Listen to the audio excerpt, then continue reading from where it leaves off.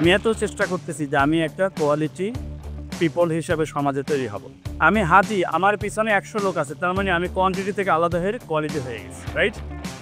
So এই যে কোয়ালিটির জায়গা টাচ করতে পারতেছি না, কারণটা এটার প্রথম কারণ হলো আপনি নেগেটিভ। আপনি সব কাজের মাঝে খালি নেগেটিভ সাউন্ড পান, হবে না, এটা না, ওইটা না, সম্ভব না, দেখি করা যায় না, যাই কি না।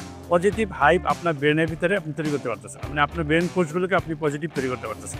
বিজনেসের ক্ষেত্রে যদি আপনি পজিটিভ হতে পারেন, মানে আপনার টাইম ইনভেস্টমেন্ট, মানি ইনভেস্টমেন্ট, দুইটার ক্ষেত্রে আপনাকে পজিটিভ থেকে কাজটা করতে হবে।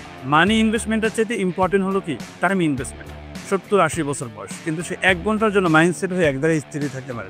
বিদায় 70-80 বছরে তার কোনো সাকসেস নেই, সে কোয়ান্টিটির ভিতরে পড়ে আছে। মাইন্ড সেট আপের সাথেই থাকতে হবে, তাহলেই আমার কাছে সাকসেস পাবে।